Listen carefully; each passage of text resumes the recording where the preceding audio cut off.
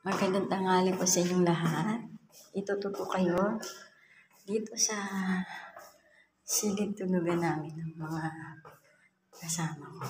Yan, ito yung pinakalabas. So, ito yan.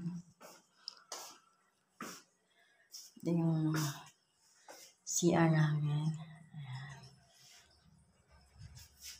Yung lababo. Ito yung pintuan namin. Ayan. So, ito yung tulugan namin. Ayan. Dito ang nakahiga dito, yung Kenya. Yan, aparador niya yan. Tapos ito naman yung tulugan ko, yung kama ko. Yan. Ito yung aparador ko. Yan. Uniform.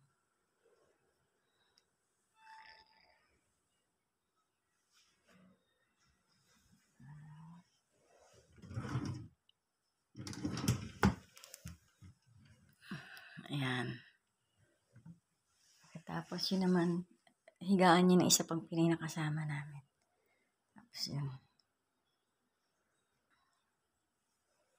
Ayan. Yung mga inuminan ko.